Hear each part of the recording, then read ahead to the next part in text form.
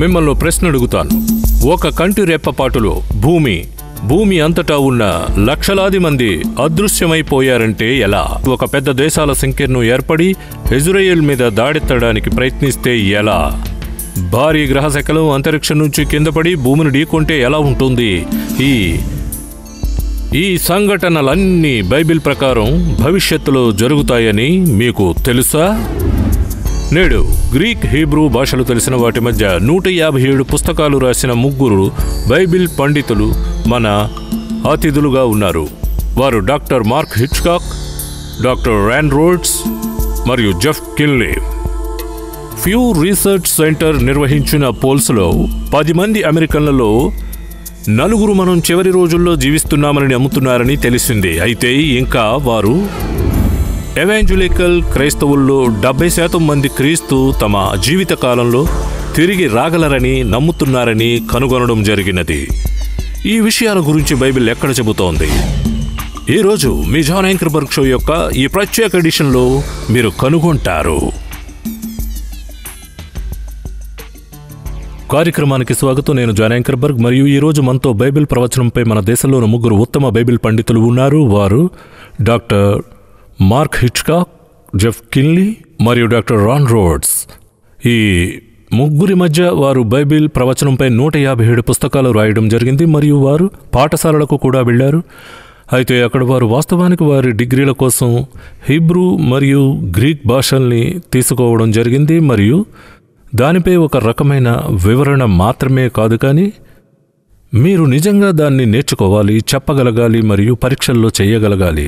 కాబట్టి ఆ కుర్రాళ్ళు నాకు ఇక్కడ నా ఎదురుగా కూర్చొని ఉన్నారు. 157 పుస్తకాలు రాసిన పండితులు వాళ్ళు. ఇది నాకు నమ్మడానికి చాలా కష్టంగా ఉంది మరియు వారు అన్ని విషయాల్లోనూ ఎంతో రుచికరంగా ఉంటాయి. మళ్ళీ నేను ఈరోజు ప్యూ గణాంకాలతో ప్రారంభిస్తాను. ఆపై అమెరికన్లు ఏం చెప్తున్నారో, బైబిల్ ఏం చెప్తోందో దాని నుండి బయటపడాలి. మరియు మనం వాస్తవానికి ప్రకటన పుస్తకం యొక్క శీఘ్ర రూపురేఖల్ని చేయబోతున్నాం. మీరు ఎన్నడూ వినకపోతే గనుక ఈ అబ్బాయిలు మాట్లాడాలని నేను కోరుకునే నిర్దిష్ట విషయాలు ఎన్నో ఉన్నాయి. వాస్తవానికి మనం ప్రకటన పుస్తకంపై 8 కార్యక్రమాలు చేయగలిగాం. మేము అన్ని పనులు ఇక్కడ చెయ్యబోవడం లేదు, కానీ మాట్లాడాలనుకుంటున్న ఫ్యూ రీసెర్చ్ సెంటర్ అబ్బాయిల ప్రకారం 10 మంది యుఎస్ పెద్దల్లో 4 మానవత్వం చివరి కాలంలో జీవిస్తోందని బాగా నమ్ముతారు. ఇప్పుడు ఇది కేవలం చర్చి ప్రజలు కాదు, ఇది తిన్నగా అమెరికా అంతటా, అంటే చర్చికి వెళ్లే వ్యక్తులు, చర్చికి వెళ్ళని వ్యక్తులు, అంతిమకాలం అని పిలువబడే ఈ పరిస్థితిలో మనం జీవిస్తున్నామని వారు నమ్ముతారు. మన దేశంలో ఏదో లోపం ఉంది. అమెరికా ఒక దేశంగా ముగింపుకు వస్తోంది మరియు అది ఒక అవకాశం అని అమెరికన్లు ఎందుకు భావిస్తారు చెప్పండి?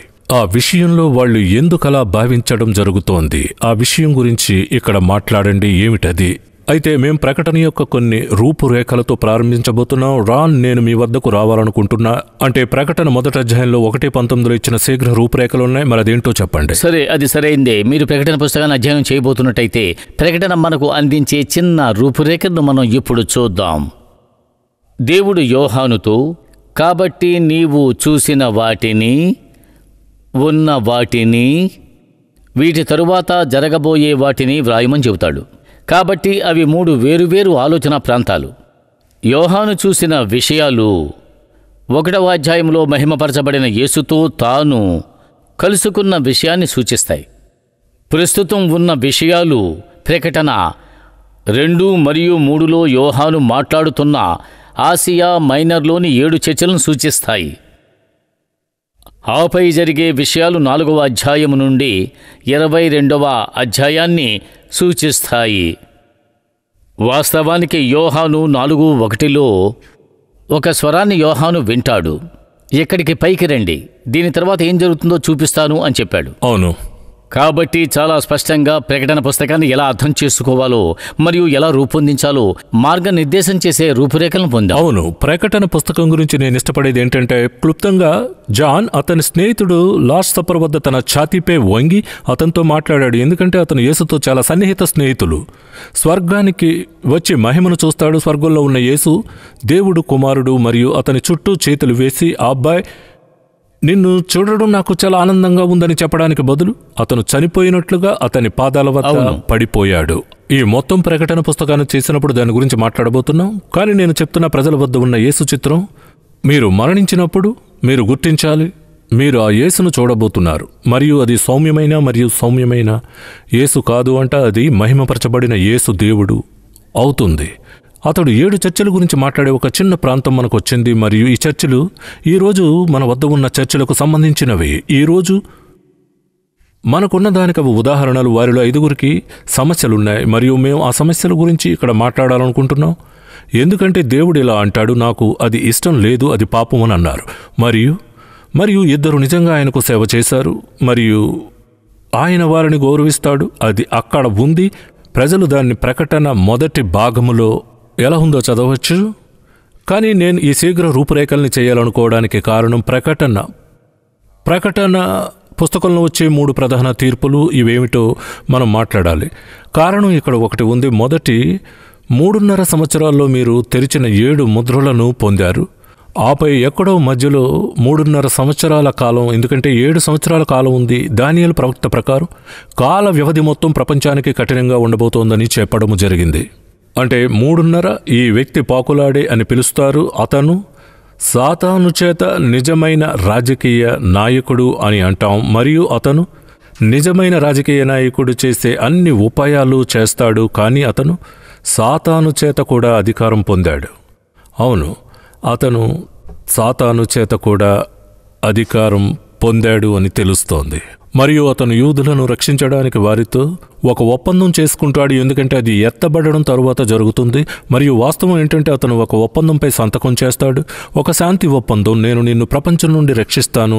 రాప్చర్ ఇప్పటికే జరిగిందని మేము గత వారం మాట్లాడాం. వాస్తవం ఏంటంటే దేశాలు ప్రాథమికంగా ఎంతో నాశనం అయ్యాయి. కాబట్టి యూదులు తమ ఆలయాన్ని పునర్నిర్మించుకోవచ్చు. కాబట్టి అతను బహుశా, హే అబ్బాయిలు, మేము ఆలయాన్ని పునర్నిర్మించడానికి మిమ్మల్ని అనుమతించబోతున్నాం అని అనొచ్చు. మరియు డోమ్ ఆఫ్ ది రాక్ క్రిందికి రావచ్చు. లేదా ఎత్తబడ్డం యొక్క గందరగోళంలో ఏం జరిగిందో లేదా దానికంటే ముందు ఉన్న ఎహెజ్కేల్ 38 యుద్ధం కారణంగా ఇది ఇప్పటికే కిందికి వచ్చింది అని అనొచ్చు. అతను యూదులను రక్షించడానికి వారితో ఒక ఒప్పందం చేసుకుంటాడు. ఎందుకంటే అది ఎత్తబడ్డం తర్వాత జరుగుతుంది. మరియు వాస్తవం ఏంటంటే అతను ఒక ఒప్పందంపై సంతకం చేస్తాడు, ఒక శాంతి ఒప్పందం. నేను నిన్ను ప్రపంచం నుండి రక్షిస్తాను. రాప్చర్ ఇప్పటికే జరిగిందని మేము గత వారం మాట్లాడాం. వాస్తవం ఏంటంటే దేశాలు ప్రాథమికంగా నాశనం అయ్యాయి. కాబట్టి యూదులు తమ ఆలయాన్ని పునర్నిర్మించుకోవచ్చు. కాబట్టి అతను బహుశా, హే అబ్బాయిలు, మేము ఆలయాన్ని పునర్నిర్మించడానికి మిమ్మల్ని అనుమతించబోతున్నాం అని అనవచ్చు. మా అబ్బాయిల్లో ఒకరు మాకున్నారు. మేము ది ఎండ్ ఆఫ్ అమెరికాకి దగ్గరగా ఉన్నామా మరియు అమెరికాలో ఏం జరుగుతుందో దాని గురించి మాట్లాడుతుంది. క్రైస్తవులు, క్రైస్తవేతరులు అని ప్రజలు చెప్పేదానికి అనుగుణంగా మేము దాన్ని ఫ్యూ రీసెర్చ్ అనుసంధానిస్తాం. మరియు వారందరూ మనం చివరి కాలంలో జీవిస్తున్నామని చెప్తారు. మరియు అది నాకు విచారంగా అనిపిస్తుంది. కానీ దేవుని దృక్కోణం నుండి దాని గురించి మాట్లాడాలనుకుంటున్నాం. మనం చివరి కాలంలో ఉంటే మనం ఎందుకు చివరి కాలంలో ఉన్నాం? అంతిమ సమయాల్లో అసలు మనం ఏం సాధించాం? నేను చిన్నప్పటి నుండి చికాగోలో నివసిస్తున్నప్పటి నుండి అమెరికా మారిందని మనం అందరం ఎంతో గ్రహించామని నేను అనుకుంటున్నా. నేను 8వ తరగతిలో ఉన్నప్పుడు బస్సును ఎల్ ట్రాక్ల వరకు తీసుకెళ్లేవాడిని. తర్వాత ఎల్ ట్రాక్ డౌన్ వరకు వెళ్తుంది. నేను కేవలం ఒక చిన్న టైగ్ మరియు నా పెద్ద డ్రాయింగ్ కార్ట్ మోస్తున్నాను. ఆర్ట్ ఇన్స్టిట్యూట్ వెళ్ళి అక్కడ చదువుకున్నాను. మధ్యాహ్నం తిరిగి వచ్చాను. ఎల్ రైల్లో తిరిగి బస్సుకు, ఆపై బస్సుకు వెళ్ళా. 1 గంటన్నర ప్రయాణం. 8వ తరగతిలో ఉన్నప్పుడు నా తల్లి నన్ను అలా చేయడానికి అనుమతించింది. కానీ మీ ఇద్దరిని అలా చెయ్యనివ్వను. మన దేశంలో పరిస్థితులు మారాయి. ప్రజలు దాన్ని గ్రహించారు. వారు అత్యాచారం మరియు హత్యల గురించి మాట్లాడుతున్నారు మరియు దుకాణాల్లోకి ప్రవేశించడం గురించి మాట్లాడుతున్నారు. వారు అమెరికాలో మనకున్న చెడు నాయకత్వం గురించి మరియు ద్రవ్యోల్బణం ఎలా పెరుగుతోందనే దాని గురించి మాట్లాడుతున్నారు. మరియు ఈ విషయాలన్నీ వారు దాని గురించి మాట్లాడడానికి కారణం కావచ్చు. కానీ మనం ఆ సమయంలో ఉన్నామని చెప్పడానికి దేవునికి సొంత కారణాలున్నాయి. మనకు 7 ముద్ర తీర్పులు ఉన్నాయి. మార్క్ మరియు ప్రకటన పుస్తకం ఒక పుస్తకం ఉందని చెబుతుంది. ఇది ఇలా ఉంది. ఇది రాబోయే విషయాలు. ఇవి దేవుడు విడుదల చేయగల తీర్పులు. దేవుని గొర్రెపిల్లైన యేసుక్రీస్తు తప్ప ఈ పుస్తకాలను తెరవగల ఎవరూ దొరకలేదు. అతను వచ్చి వాటిని తెరుస్తాడు. మరి ఈ 7 తీర్పుల నుండి ఏం వస్తుంది? మార్కు నన్ను మీ వద్దకు రానివ్వండి. మనకు 7 ముద్ర తీర్పులున్నాయి. ప్రకటన పుస్తకం ఒక పుస్తకం ఉంది. ఆ పుస్తకం వాస్తవానికి ఒక సంకల్పం, వారసత్వం. ఆ పుస్తకం తెరచిన తరువాత యేసు తిరిగి వచ్చి వారసత్వాన్ని తీసుకోబోతున్నాడు. అవును, ప్రపంచంలోని రాజ్యాలను స్వీకరించబోతున్నాడు. ఇది చివరికి సానుకూల ముగింపు వైపు పయనిస్తోంది. తీర్పు సమయం ముందే ఈ ముద్రలలో 7 తెరవబడతాయి. మొదటి 4 తరచుగా అపోలికప్స్ యొక్క 4 హార్మోన్ అని పిలుస్తారు. వాటిని వివిధ రంగుల గుర్రాలపై ఉన్న రైడర్లు చిత్రీకరించారు. మరియు మొదటిది తెల్లని గుర్రంపై ప్రయాణించేవాడు మరియు దానిని సాధారణంగా క్రీస్తు విరోధిగా చూస్తారు. అతను తెల్లని గుర్రంపై వస్తాడు. ప్రకటన 19లో యేసు తెల్లని గుర్రంపై స్వర్గం నుండి తిరిగి వస్తాడని గుర్తుంచుకోండి. కాబట్టి అతను ఒక తప్పుడు క్రీస్తు, ఒక తప్పుడు మెస్సయ్యా. అతడు ఎత్తబడటం ద్వారా భూమికి వెళ్తాడు. అతను ఆ సమయంలో భూమికి ఒక రకమైన శాంతిని తీసుకురాబోతున్నాడు, ఎందుకంటే అది అతనికి విల్లు ఉంది, బాణాలు లేవని చెబుతుంది. తర్వాత ఎర్రగుర్రంపై ఉన్న రైడర్ అతను భూమి నుంచి శాంతిని తీసుకుంటాడని చెబుతుంది. ప్రారంభంలో శాంతి ఉంటే తప్ప మీరు శాంతిని పొందలేరు. కాబట్టి రెండవ రైడర్ ఈ ఎర్రగుర్రం ప్రపంచంలో యుద్ధాల వ్యాప్తి కాబోతుంది. మత్తాయి 24లో యేసు చెప్పినది అతను యుద్ధాలు మరియు యుద్ధాల పుకార్లు, దేవునికి వ్యతిరేకంగా దేశం, రాజ్యానికి వ్యతిరేకంగా రాజ్యం గురించి మాట్లాడినప్పుడు. ఆపై వాస్తవానికి యుద్ధం తరచుగా కరువుకు దారితీస్తుంది. మీకు నల్లగుర్రంపై ఒక రైడర్ ఉన్నాడు. ఈ నల్లగుర్రం ఆ సమయంలో భూమిని చుట్టుముట్టే కరువు గురించి మాట్లాడుతుంది. 4వ గుర్రం వాడు లేత గుర్రంపై ప్రయాణించేవాడు. అక్కడ రంగు గ్రీకు పదం క్లోరోస్. ఇది కుళ్ళిన శవం యొక్క అనారోగ్యకరమైన ఆకుపచ్చ రంగు. అది ఒక తీర్పులో చిత్రీకరిస్తుంది. ఈ 4వ ముద్ర ప్రపంచంలోని 25% మంది ప్రజలు చనిపోతారు. భూమిలో 1/4 అవును, ఎందుకంటే మీరు యుద్ధాన్ని ప్రారంభించినప్పటికీ అక్కడ ప్రజలు చనిపోతున్నారు. అవును, మీకు కరువు ఉంటే ఇంకా కొంతమంది చనిపోతారు కూడా. ఉండండి, ఆపై స్పష్టంగా మీకు చాలా సమయం ఉంది. ఏం జరిగిందో దాని ఫలితంగా ప్రజలు చనిపోతున్నారు. ముందుకు సాగుతూ చెప్పండి ఏంటి మార్గం ద్వారా ఆ 4వ తీర్పులో దానికి కారణం తెగుళ్ళు, పాండమిక్స్. అవును, కాబట్టి మనం పెరుగుతున్నట్లు చూస్తాము. మనం ఇప్పటికే ప్రపంచవ్యాప్తంగా ఒక పెద్ద మహమ్మారిని ఎదుర్కొన్నాం మరియు మేము ఆ రకమైన విషయం గురించి ఎక్కువ మాట్లాడుతున్నాం. ఇది దానికి ముందు చూపు. 5వ ముద్ర అమరవీరులు, చంపబడే విశ్వాసులు. కాబట్టి ఎత్తబడుట జరిగిన తరువాత భూమిపై మిగిలిపోయిన ప్రతి ఒక్కరూ అవిశ్వాసులు అవుతారు. కానీ సువార్త ప్రకటించడం ద్వారా మరియు మిగిలిపోయిన పుస్తకాల ద్వారా మరియు ప్రసంగాలు మరియు ప్రజలు విన్న సందేశాల ద్వారా ఎత్తబడటం తరువాత చాలా మంది ప్రజలు యేసులో విశ్వాసానికి వస్తారు. ఈ టేప్ ఆశాజనకంగా ఉంటుంది. అవును, ఇది శుభవార్తలో భాగం. మహాశ్రమల కాలంలో గొప్ప పునరుజ్జీవనం ఉండబోతుందనే శుభవార్తలో ఇది ఒక భాగం. కానీ వారు అమరవీరులు అవుతారు మరియు దానిని తీర్పు అని పిలుస్తారు. ఈ వ్యక్తులు చంపబడినప్పుడు వారి ప్రాణాలను తీసుకున్న వారిపై తీర్పును పెంచుతుంది. సరే, విశ్వాసులకు కొన్ని భయంకరమైన విషయాలు జరగడం మనం చూసాం. మన దిశలో కొన్ని క్రైస్తవ వ్యతిరేక భావాలు రావడం మనం చూడడం ప్రారంభించాం. ఖచ్చితంగా. ఎందుకంటే యేసు యొక్క నైతిక కార్యక్రమాన్ని మనం పట్టుకున్నప్పుడు మన కాలపు ప్రపంచం యేసు చెప్పిన దానికి కట్టుబడి ఉండదు. ఇంకా వ్యభిచారం మరియు అన్ని రకాల విషయాలు మరియు వాస్తవం ఏంటంటే మేము దానిని దాటవేశాం. గణాంకాలు అన్నీ దీన్ని చూపుతాయి. మన ప్రజలకు ఇది తెలుసు. నేడు ప్రపంచంలోని అనేక ప్రాంతాల్లో హింస ఉంది మరియు అమెరికాలో నేను తక్కువ స్థాయి లేదా మృదువైన హింస అని పిలిచేదాన్ని మనం అనుభవించడంలో ప్రారంభించాం. మరియు ర్యాప్చర్ జరిగిన తరువాత ఇది జరగబోతుంది. ఇది నిజంగా వేగవంతం చేయబడుతుంది. ఆపై 6వ ముద్ర కాస్మిక్ డిస్టర్బెన్స్. ఇది జరగబోతుంది. చంద్రుడు రక్తంగా మారబోతున్నాడు. సూర్యుడు దాని కాంతిని కోల్పోతాడు. గ్రహ శకలాలు కిందకి వచ్చి భూమిని తాకబోతున్నాయి. నా ఉద్దేశం ఇది తీర్పు యొక్క భయంకరమైన సమయం కానుంది. ఆ 6వ ముద్ర తెరవబడిన తర్వాత 7వ అధ్యాయంలోని ప్రకటన పుస్తకంలో ఒక రకమైన కుండలీకరణము ఉంది. అక్కడ మీరు రక్షింపబడబోయే వారిని లెక్కించలేని అనేక మంది వ్యక్తులను ఆయన చిత్రీకరిస్తాడు. ఆ సమయంలో యేసు వద్దకు వచ్చే 144,000 మంది యూద పురుషులు, సువార్తికులు. ఆపై చివరకు మనం ప్రకటన 8వ అధ్యాయానికి చేరుకున్నప్పుడు ఆ అధ్యాయం ప్రారంభం. అప్పుడు 7వ ముద్ర తెరవబడుతుంది. కాబట్టి 6వ ముద్ర మరియు 7వ ముద్ర తెరవడం మధ్య ఒక రకమైన కుండలీకరణము లేదా విరామం ఉంది.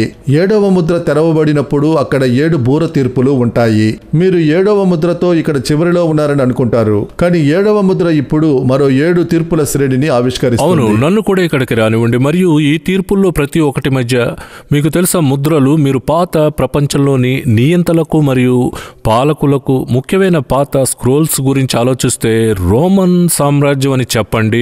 ఆ ముద్రలు బంధించబడ్డాయి మరియు అవి ముద్రించబడ్డాయి కూడా. కాబట్టి మీకు కొంత సమాచారం ఉంది. మరియు చక్రవర్తి ఇలా అన్నాడు, దీన్ని ఎవరు తెరవరు, దానిని స్టాంప్ చేయండి అని. Stamp it.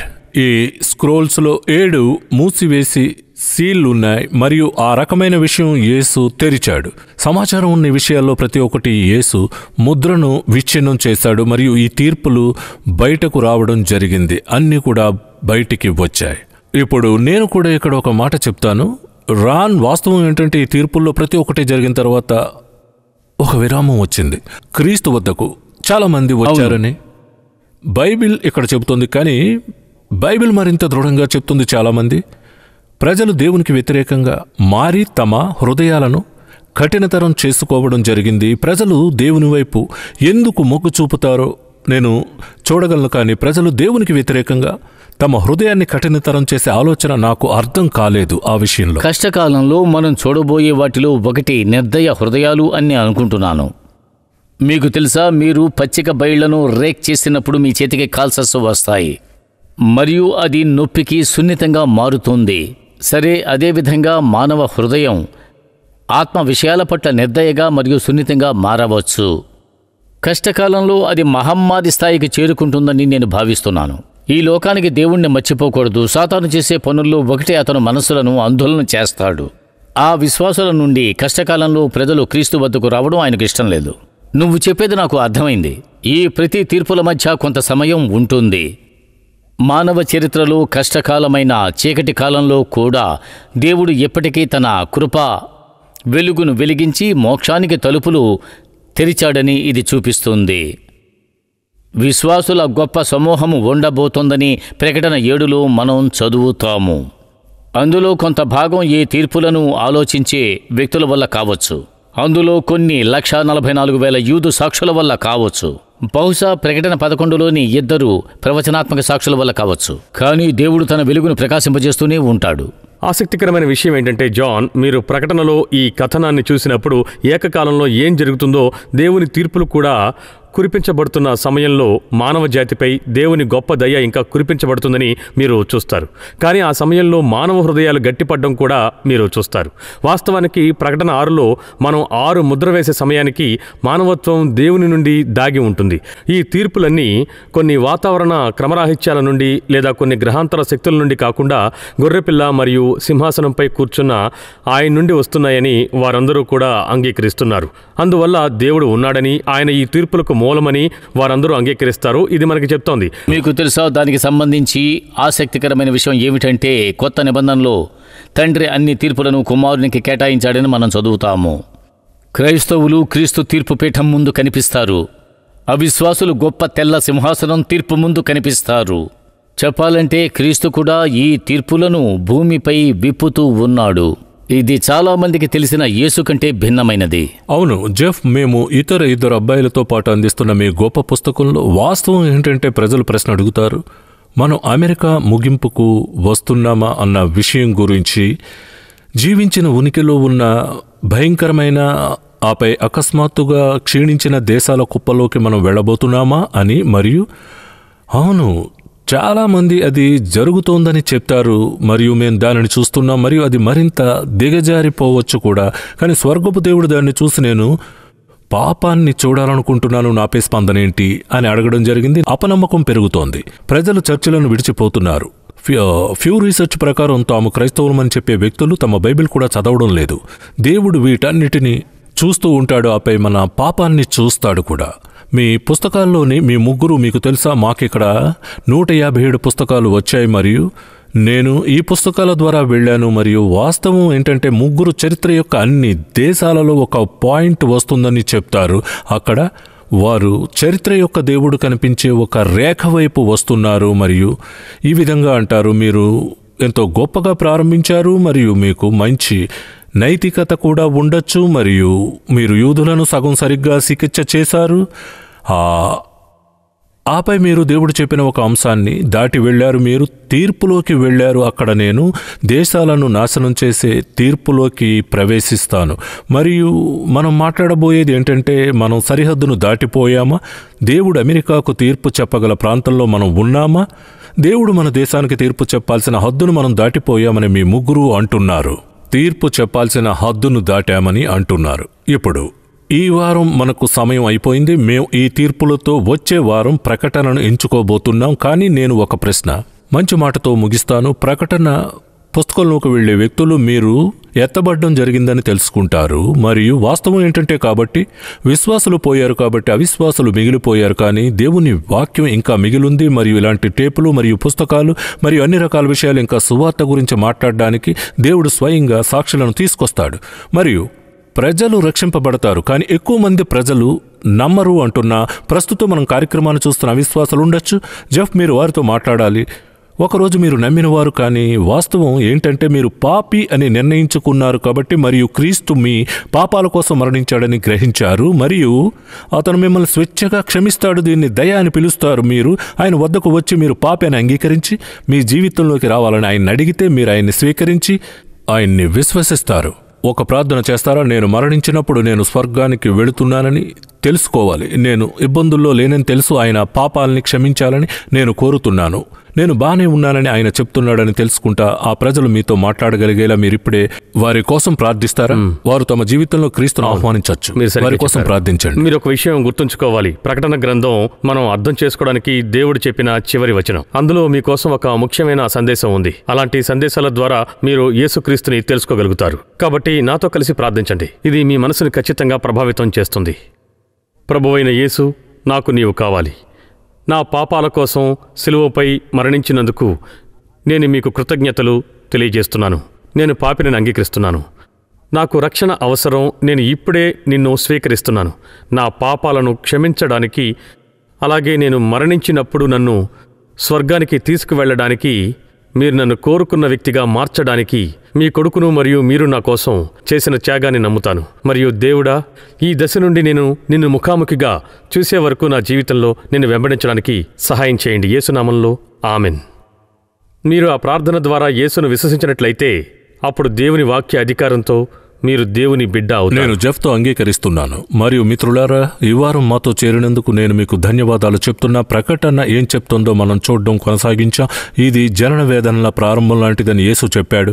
గర్భం దాల్చిన భార్య వాస్తవం ఏంటంటే బిడ్డ రావడం ప్రారంభించినప్పుడు మీకు కొంచెం నొప్పులు ఉంటాయి మరియు అవి వ్యాపిస్తాయి, కానీ మీరు జనం వైపు వెళ్ళేటప్పుడు అకస్మాత్తుగా అవి దగ్గరవుతాయి మరియు కఠినంగా ఉంటాయి. దాని గురించి ఆయన ప్రకటన పుస్తకంలో మాట్లాడుతున్నాడు. మరియు మనం 7 తీర్పుల 2వ సమితి గురించి మాట్లాడబోతున్నాం. అవి బాకా తీర్పులు. ఆపై మేము పెద్దవి బౌల్ తీర్పుల్లోకి వెళ్తున్నాం. నేను పెద్దదని చెప్పినప్పుడు అవన్నీ పెద్దవి, కానీ వాస్తవం ఏమిటి అంటే ఇక్కడ అది మరింత దిగజారుతుంది. దాని గురించి సరిగా మాట్లాడబోతున్నాం. దేవుడు మన ప్రపంచాన్ని ఎలా చూస్తాడు మరియు ఆయన దయ ఎక్కడ ఉంది మరియు తగినంతగా ఉందని ఆయన ఎక్కడ చెబుతున్నాడు. ఈ వారం మాతో ఉన్నందుకు మీ అందరికీ ధన్యవాదాలు చెప్తున్నాం. వచ్చే వారం మీరంతా మాతో చేరండి. అన్ని విషయాలు ఉంటాయి.